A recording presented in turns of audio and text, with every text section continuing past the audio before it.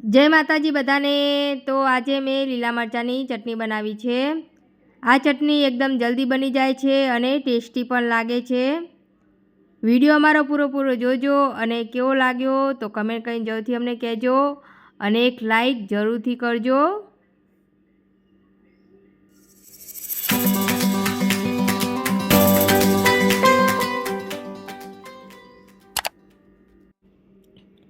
લીલા મરચાંની ચટણી બનાવવા માટે આપણે લીલા મરચાં લઈ લેવાના છે અને આ ચટણી પરાઠા કે બાજીના રોટલા કે મકાઈના રોટલા સાથે બહુ જ સરસ લાગે છે। એકવાર તમે તમારા ઘેર જરૂરથી ટ્રાય કરજો। તો મરચાંના આપણે બધા ડીટિયા તોડી લેવાના છે અને આ મરચાં બહુ તીખા નથી, મીડિયમ તીખા છે। આવી જ રીતે તમારા ઘેર ચટણી બનાવશો તો શાકની પણ જરૂર નહીં પડે। મરચાંના બધા ડીટિયા તોડી લીધા છે તો હવે આપણે ધોઈ લેવાના છે। મરચાંને આપણે 2-3 પાણી ધોઈ નાખીશું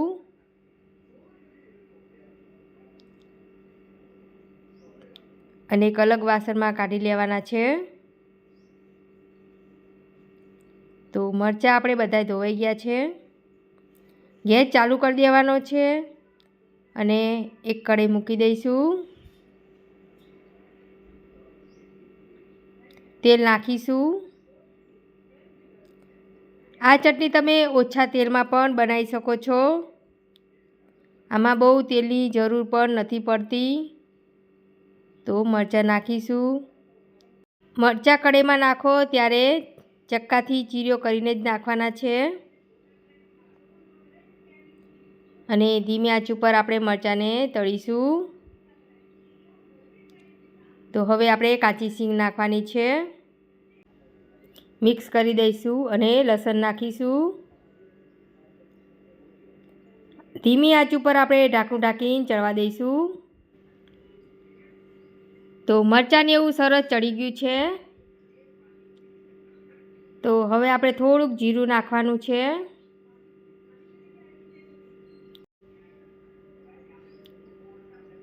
અને ચમચાથી મિક્સ કરવાનું છે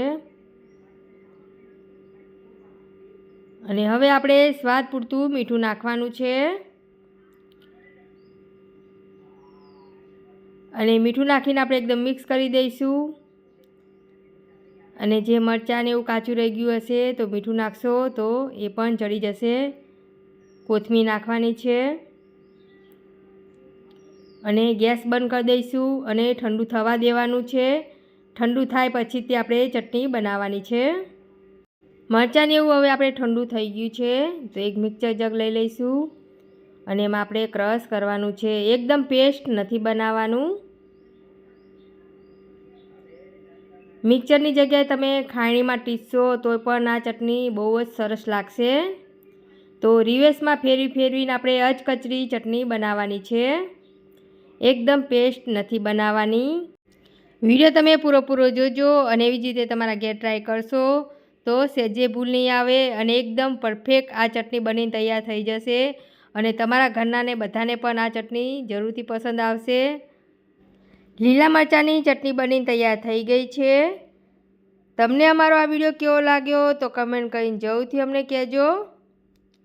નવા હોય તો સબસ્ક્રાઈબ કરજો અને શેર કરી દેજો। અમારો આખો વિડીયો જોવા માટે તમારો આભાર અને જય માતાજી।